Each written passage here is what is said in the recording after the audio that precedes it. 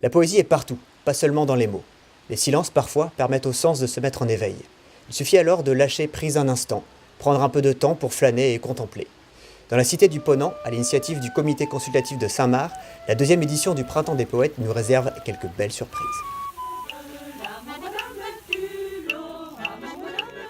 Pour la 2e édition de la déambulation poétique, c'est une longue et minutieuse préparation qui a réuni durant quelques semaines différents acteurs de tous horizons, chacun apportant par sa compétence ou sa fantaisie sa contribution agrémentée d'un brin de poésie.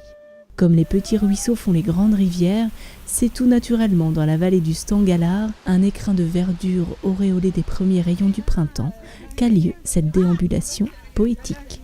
Le but en fait c'est de un, de valoriser la poésie et de deux, de créer aussi un lieu de rencontre en fait sur le vallon du Stangalar, un lieu de rencontre intergénérationnel, familial, que les familles puissent aller sur le lieu, se voir, se rencontrer dans un autre contexte que l'école, et puis qu'il y ait des rencontres intergénérationnelles, ça on trouve ça vraiment très très important en fait. En parallèle, on a le projet éducatif et citoyen qui a voulu travailler sur la lecture à destination des enfants, l'importance de la lecture.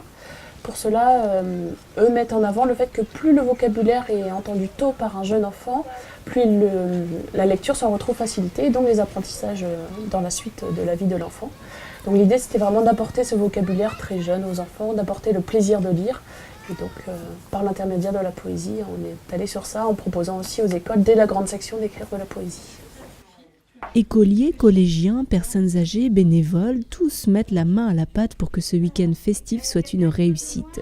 Au collège Charles de Foucault, les élèves sont à pied d'œuvre pour réaliser des motifs en papier roulé. Ceux-ci serviront d'ornement à des poèmes japonais, des haïkus.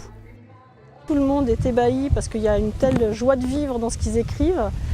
Ça, c'est clairement quelque chose. Si on recommence une édition l'année prochaine, on les fera forcément avec des enfants. Je pense que ça leur apprend à s'épanouir artistiquement à l'école. Et je pense que c'est très très important aujourd'hui où on est tellement orienté technologie. Ça rappelle qu'il y a d'autres arts, d'autres formes de culture à développer. Et c'est intéressant. Pendant que d'autres élèves écrivent des poèmes, la peinture est aussi à l'ordre du jour à l'atelier aquarelle du foyer laïque de Saint-Marc qui se réunit chaque semaine dans la convivialité. On prend beaucoup de plaisir à créer cette animation. On espère vraiment, déjà on a vu par rapport à l'an passé on démarrait, que ça commence à faire son chemin, il y a le bouche à oreille qui fonctionne et voilà, on espère la faire vivre encore longtemps mais en la faisant évoluer.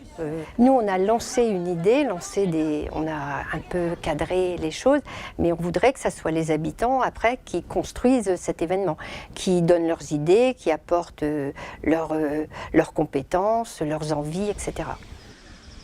Printemps et poésie au rendez-vous de cette déambulation, les organisateurs ont de quoi être satisfaits. C'est une équipe de bénévoles de toutes générations et de tous horizons qui s'est mobilisée.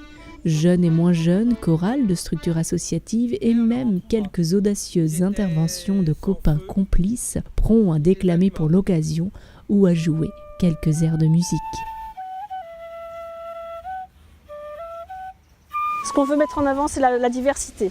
On ne veut surtout pas être dans une case. On veut à la fois des gens qui font des blagues, des gens qui font des dessins, des gens qui font des choses très pointues, des gens qui dansent, qui chantent. On veut tous les styles avec nous.